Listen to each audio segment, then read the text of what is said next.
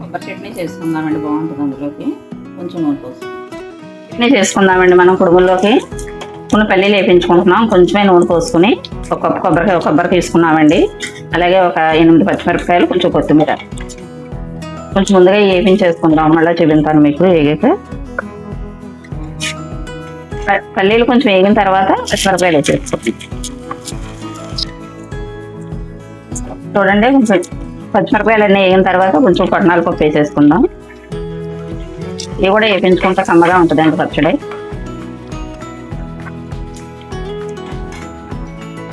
కొంచెం జీలకర్ర వేసుకుందామండి. అలాగే కొత్తిమీర టవ్ ఆఫ్ చేసి కొత్తిమీర వేసుకోండి.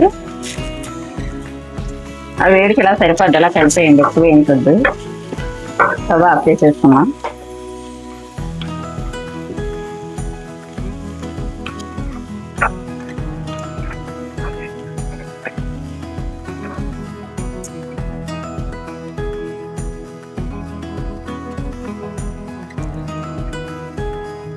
సరిపడగా ఉప్పు వేసుకుందామండి. అలాగే కొన్ని ఎల్లుల్లిపాయ రబ్బలు 4 వేసుకుందాం.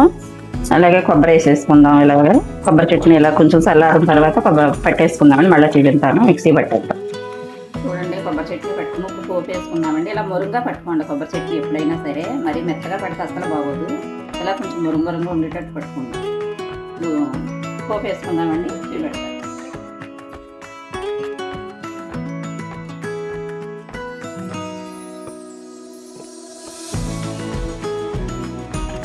చూడండి, మూత పెట్టి వేయించుకున్నాం. కొంచెం నూనె పోసుకుందాం. పోసి సరిపడగా కొంచెం నూనె పోసుకుందామండి. వేడైందండి. కొంచెం శనగపప్పు వేసుకుందాం. కొంచెం వేసుకోండి, ఎక్కువ కొంచెం మినపప్పు, కొన్ని ఆవాలు, కొంచెం జీలకర్ర.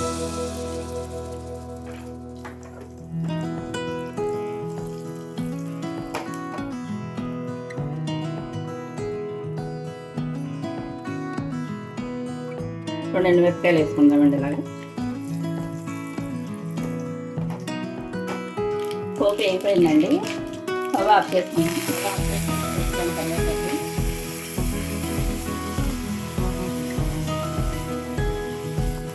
వేసేసుకోండి పోపు. ఇలాగా బాగుంటుందండి. కుడుముల్లో కొబ్బరి చట్నీ చాలా బాగుంటుంది. ఇలా చేసుకోండి. కుడుముల్లోకే కాదు, ఇడ్లీలోకే కాదు, ఎందులో అయినా సరే కొబ్బరి చట్నీ బాగుంటుందండి. వంట మీకు నచ్చితే లైక్ చేయండి, షేర్ చేయండి, సబ్స్క్రైబ్ చేసుకోండి, కామెంట్లో చెప్పండి.